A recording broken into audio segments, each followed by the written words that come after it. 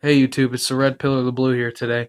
I wanted to do a video today on first aid kits and the importance of them and having medical training.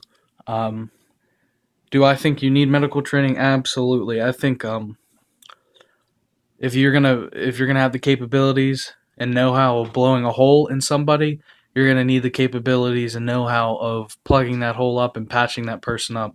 Not necessarily the person you shot, but if somebody you know gets shot, or even you're driving down the highway, it doesn't even have to be like a SHTF event. You're driving down the highway and you see an accident and it's bad, and somebody's leg comes is just not there anymore.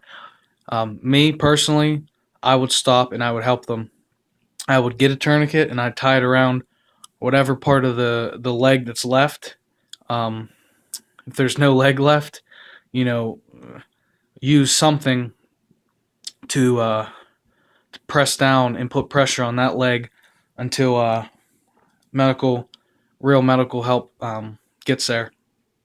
Um, in an SHTF event, I definitely think having medical training is will be as useful as gold, as priceless as gold. Um, and I think uh, you need to have at least a basic understanding of first aid, even if it's just taking a first aid Red Cross training. It's a good start. And then there's all these tactical first aid training and all that stuff, and they're charging 150 to $300. Actually, that's probably on the lower end. You know, because I just checked out a website from tactical first aid course, and it was $450 a person, which is absolutely ridiculous. Yeah, it'll save your life, but you know what? I guarantee you can find a cheaper way. If you know someone that's an EMT, I ask them, see if they'll teach you, even if you pay them $50, which is a lot cheaper than $450. Um, it's very important, especially if you get into a firefight and it's you and a buddy, you know, or a good friend, and your friend gets shot. You know, seeing your friend get shot is going to be traumatizing enough, but then not knowing how to do something about it, knowing that you can't save his life, and that's devastating. In taking a first aid class, or even and then taking an advanced first aid class, um, and that happens, and you being able to save your buddy's life, even though maybe you know he might not talk right again, or he might not walk right again, or whatever. Knowing that you saved his life, um, is definitely better than seeing him bleed out and die because you don't know how to treat that gunshot wound, or whatever, or stab wound, whatever it is. Um, and you can't just go and buy the supplies and just automatically know how to do open heart surgery. You need to learn. You need to train. You need to get someone that knows what they're doing to teach you, to show you, and you need to practice it. Just like owning a gun doesn't make you an expert marksman.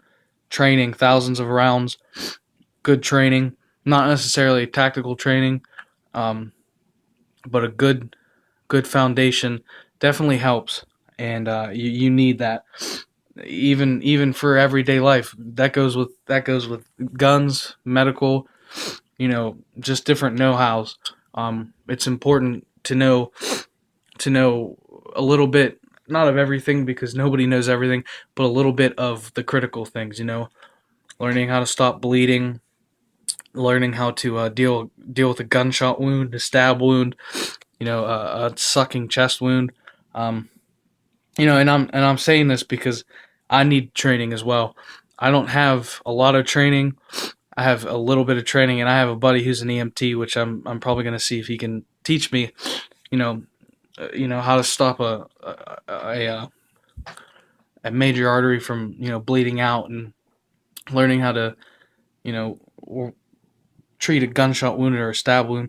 And I'm not saying that I'm an expert on it, because I'm far from an expert, but And on top of that, investing in good equipment like a cat tourniquet and this quick clot combat gauze.